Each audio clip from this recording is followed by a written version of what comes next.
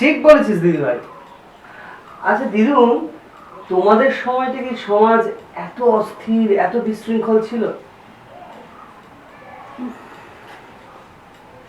ছিল। ছিল। আজকের মতো এত মিডিয়া ছিল না, তাই চল, অনেক দেরি হয়ে গেছে, এবার খাওয়া দাওয়াটা সেরে নি। চল চল তো বাবা।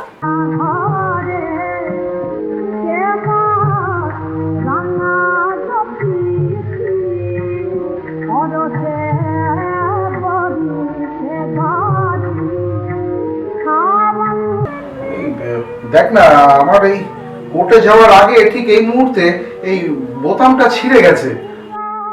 কেউ কেউ নেইও যে এই বোতামটা লাগাবে। ও, দাঁড়াও, তুমি একটু বসো, আমি পারবো। পারবি? হ্যাঁ, আমি পারবো। তুমি একটু এখানে বসো, আমি এক্ষুনি দৌড়ে গিয়ে সুশ্রয়টা নিয়ে আসি।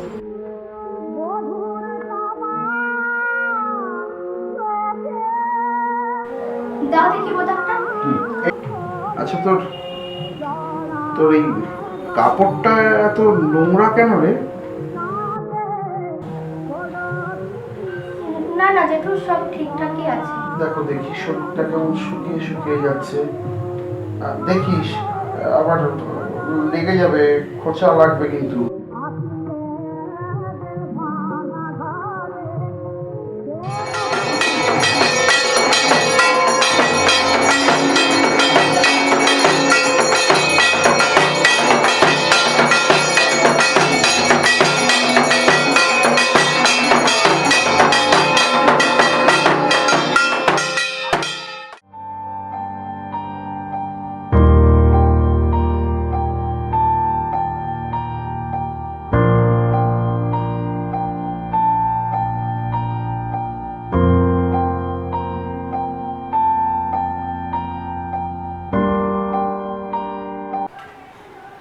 মেয়ে হয়ে জন্মানোটাই জ্বালা।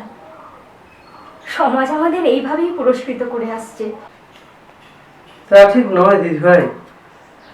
আমরা যে জায়গায় দাঁড়িয়ে আছি, আমাদের নারী পুরুষ উভয়ের একই সমস্যা।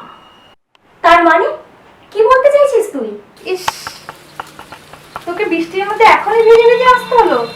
না না, আমার বৃষ্টিতে ভিজতেই ভালো লাগে। আমি এক দৌড় দিব আর বাড়ি চলে যাবো। আমি যাই। হ্যাঁ,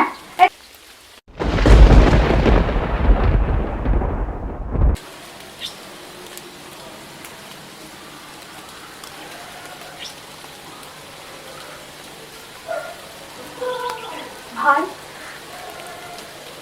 তুইও?